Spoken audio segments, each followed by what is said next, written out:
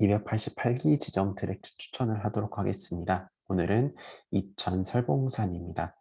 벌써 24절기, 봄의 마지막 절기인 고구입니다. 좀 있으면 입하가 되는데요. 봄과 여름의 마지막 고리가 되는 이때 실록이 푸르른, 그리고 굉장히 좀 산에 가기 좋은 날씨인 것 같습니다. 이 설봉산은 이천의 진산이고요. 이 오른쪽에 보시면 이천 시가지가 보입니다. 그리고 설봉산은 이제 다른 이명으로는 무악산 혹은 부악산이라고도 하는데요. 우리가 이제 무악산 하면은 마산 쪽에 무악산이 유명하지 않습니까? 아마 그 이유가 이 부악이나 무악 이런 말은 산 모양새가 학이 날개를 핀 것 같다 해서 붙여진 이름이라고 합니다. 보시면 산새가 학이 날개를 핀 것 같이 이렇게 생겨져 있습니다. 그리고 산새가 굉장히 좀 오밀조밀하면서도 운치가 있고요. 주봉 부근에는 호남림이 울창하게 들어서 있습니다. 이쪽은 생태 어떤 밀집도가 높은 지역이라고 합니다. 그리고 봄에 이제 진달래, 그리고 여름에는 철쭉이 굉장히 유명한데, 그래서 많은 사람들이 이 설봉산을 찾습니다. 4월 중순이면은 진달래가 한 폭의 수채화를 그리는데요. 영월함부터 장승말이 있는 고개 사이에 이제 진달래 군락이 아주 유명하다라고 합니다. 그리고 2003년에는 이곳에서 희귀한 흰색 진달래가 발견되면서 어, 굉장히 더 유명세를 이제 돋우고 있습니다. 그리고 여기 이 설봉산에는 영월함이 좀 유명한 편입니다. 그리고 설봉 10경 중에 무려 3곳이나 이 설봉산, 죄송합니다. 2010경 중에 무려 3곳이나 이 설봉산 안에 있다는 것도 굉장히 좀 특징적이라고 할 수 있습니다. 이 설봉산 보시면은 이 정상 부분에 이렇게 성터가 있어요. 삼국시대 이 일대가 전략적 요충지였던 탓에 산성터가 여러 군데 있습니다.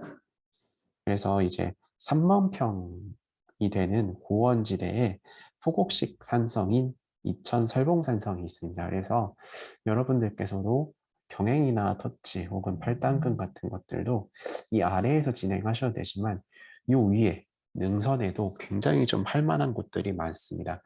약간 남한산성 느낌인데 남한산성에는 사람들이 많지 않습니까? 근데 여긴 좀 프라이빗하게 나 혼자 이렇게 좀 구석에서 좀 평평한 성벽을 따라서 트랙도 하고 그 다음에 경행이나 이런 것들도 할 공간이 있다는 걸 말씀드릴게요. 자, 그리고 오늘 추천드릴 코스는 다음과 같습니다. 이제 기본적인 코스는 이 코스가 섹터 자체는 아주 넓지가 않아요. 그래서 대순환 코스와 소순환 코스가 있는데 이 빨간색의 대순환 코스는 한 7km 정도가 됩니다. 그리고 이 파란색의 소순환 코스는 한 3.5km 정도 된다 보시면 됩니다. 그래서 내가 이 설봉공원에 주차를 하시고 이 설봉국제조각공원에서 뭐 터치나 뭐 경행 같은 것들 한 다음에 설봉저수지를 반 바퀴 돌아서 이렇게 대순환 코스를 통해 가지고 다시 차로 돌아가시면 보통 한 9km에서 9.5km 정도 걷는다라고 합니다. 그리고 이제 시간으로는 대략 한 4시간 정도 소요된다 이렇게 보시면 되겠습니다. 보시면 이제 아까 말씀드렸다시피 여기 주차장이 있고요. 주차료도 없습니다. 네, 주차장이 있고 여기 뭐 이천 시립박물관이랑 이제 공원들이 있는데 여기서 아침에 뭐 경행이나 터치 같은 것들 진행하시고 내가 발걸음이 좀 빠르다 이러시면은 여기 보시면 노란 색깔 코스 있지 않습니까? 짧게 설봉소원까지 갔다가 부암약수터로에서 내려오는 이게 한 3, 40분 정도 코스가 되는데요. 요거를 걸어서 워밍업을 한 다음에 만남의 쉼터부터 설봉산 정상을 거쳐서 이석봉을 해서 학소종을 내려오는 이 방법을 사용하시면 한 10km 정도 걸을 것 같습니다. 자, 아까 말씀드린 코스가 이거예요. 그래서 설봉선, 구암약수터를 지나서 짧은 순환 코스를 한 이후에 이제 어느 정도 어, 워밍업이 되시면은 여기 아까 말씀드렸던 만남의 쉼터에서 올라가시는 방법도 있고 이렇게 짧게 돈 다음에 바로 호암 약수터로 올라가서 이렇게 한 바퀴를 돌아서 내려오는 방법도 있겠습니다. 그리고 내가 나는 한 13km, 14km 이렇게 걷고 싶은데 라고 하시는 분들 위해서 추천을 드리자면 여기가 이제 설봉산입니다. 설봉산 섹터가 이렇게 있고요. 요 뒤쪽에 도드람산이 있어요. 그래서 설봉산에서 백운봉 여기 보시면은 이 부항로 죄송합니다.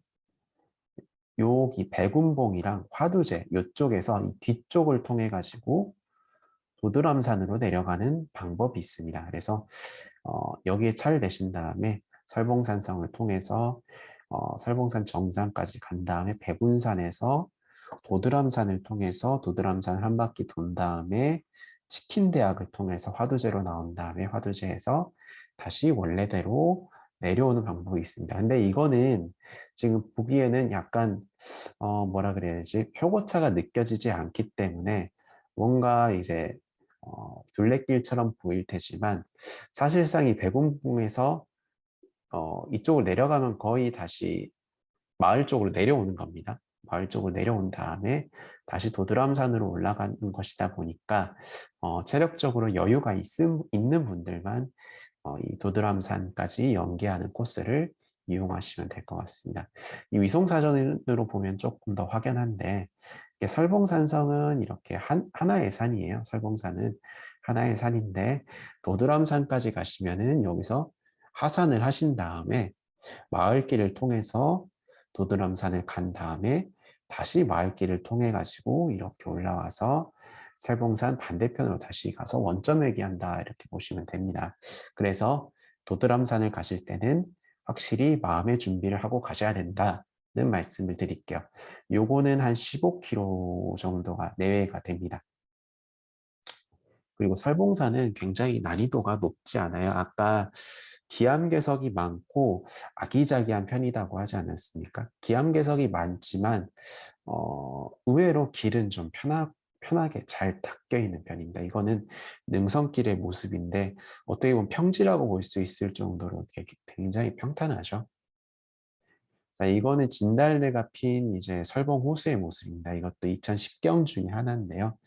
굉장히 좀 풍광이 수려하다 이렇게 볼 수가 있습니다. 이건 설봉 산성의 모습이고요.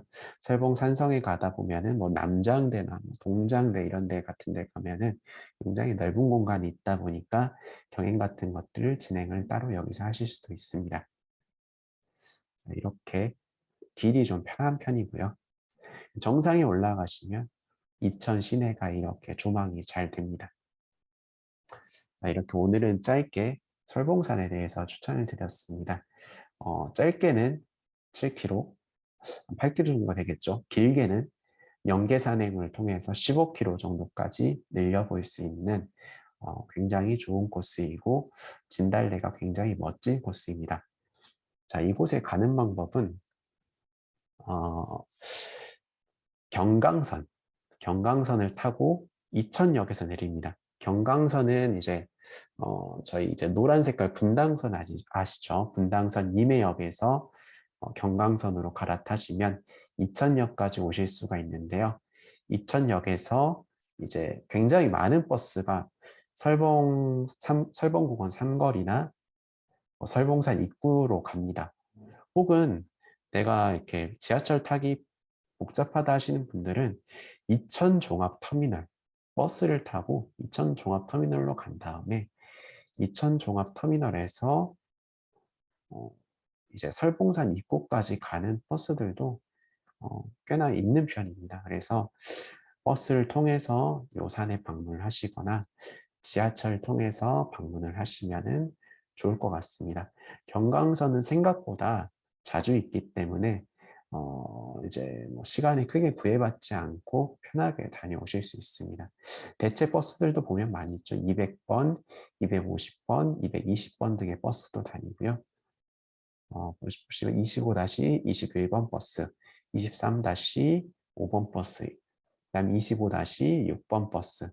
굉장히 많은 버스들이 다닙니다. 그래서 편하게 한번 다녀오시면 좋을 것 같습니다. 여기까지 288기 지정 트랙지 추천을 마치도록 하겠습니다.